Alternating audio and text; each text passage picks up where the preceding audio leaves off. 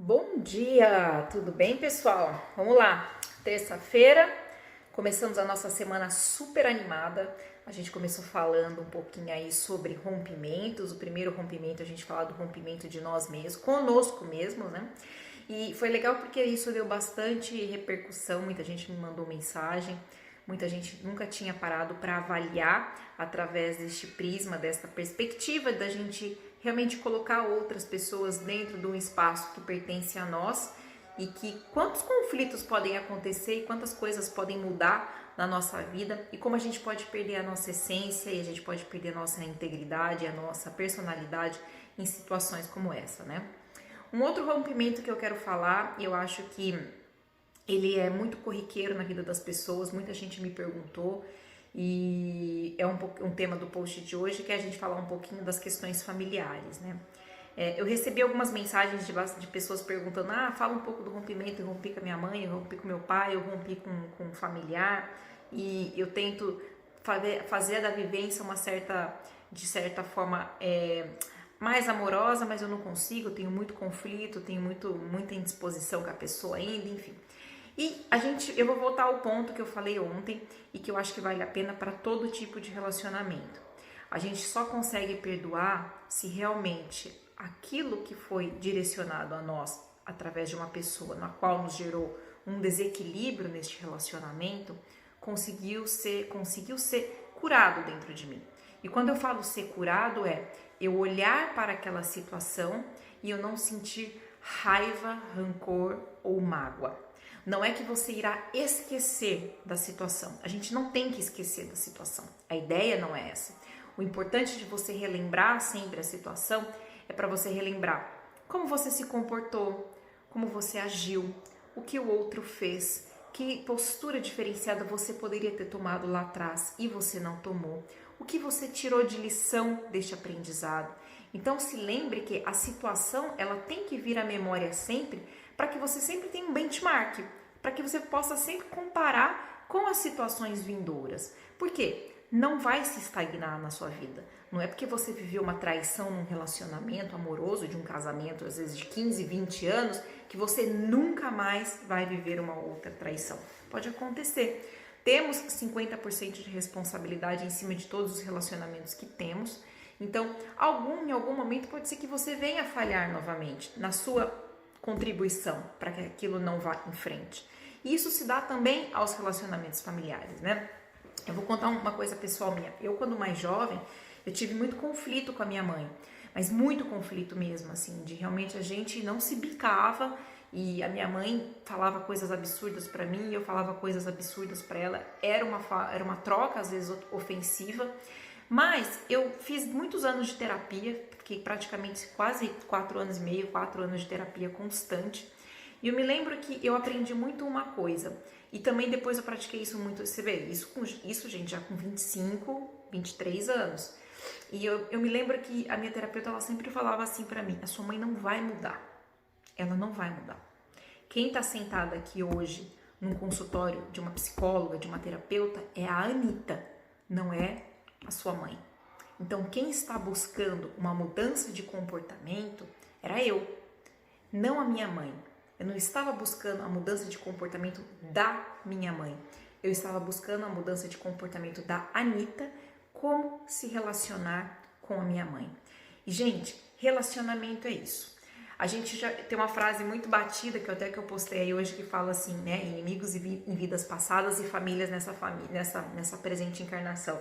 Pode acontecer isso muitas vezes. Realmente, às vezes, a gente precisa vir com pessoas que foram inimizades em vidas passadas, e essa pessoa vai vir como uma filha, como uma mãe, como um pai, como uma avó, para você começar a aprender a criar o laço familiar. E é você começar a aprender a respeitar, a amar, a admirar, a verificar a hierarquia e se posicionar dentro da sua hierarquia para que você não tenha colocação errada de peões nos lugares errados. Então é muito importante a gente entender que as nossas uniões familiares, elas vêm com o objetivo de corrigir algum ponto falho. Por isso que o primeiro processo para que você consiga realmente melhorar os seus relacionamentos, principalmente no âmbito familiar, que esse pode ter certeza absoluta, gente, é um dos maiores desafios que a gente tem. Maior do que qualquer outro, maior do que marido e mulher, é o ambiente no quesito familiar, mãe, pai e filho, tá? Se você realmente quer que estes relacionamentos sejam curados, sejam tratados, sejam melhorados, tenha alguma certa evolução, o ponto de partida de mudança tem que ser seu.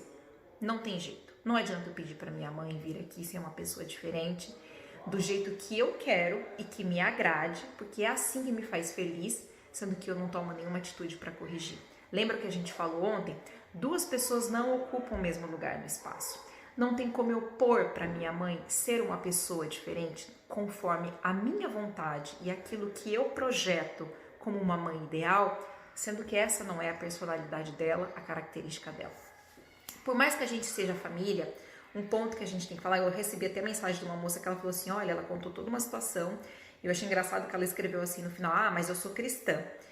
Independente da sua religião, independente se você é cristão, espírita, umbandista, budista, não me importa a sua religião. Respeito, compreensão, discernimento de hierarquia é cabível para qualquer religião.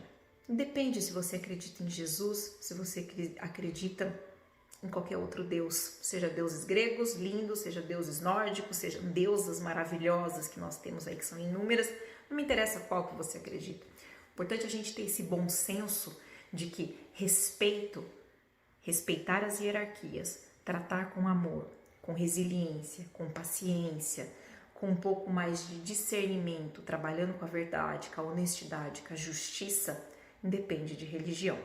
Então, o ponto que eu quero convidar vocês para vocês começarem a refletir a respeito de rompimentos dentro dos relacionamentos familiares é, primeiro, identifique quais são as suas parcelas de contribuições quando aquele relacionamento não vai tão bem. O que você faz? Se coloca na posição do ouvinte, que é a pessoa que você às vezes dirige a palavra e que você tem uma certa dificuldade. Se coloca nessa posição. Veja você recebendo aquela carga que você oferece de palavras, de ações ou de caretas e seja lá, ou bufadas que a gente dá na vida. É o primeiro exercício que a gente faz. O segundo exercício é tome consciência de que quem tem que mudar é você em relação ao outro. Dois corpos não ocupam o mesmo lugar do espaço. Então não tem como o outro ser aquilo que você quer, porque é isso que vai fazer você feliz.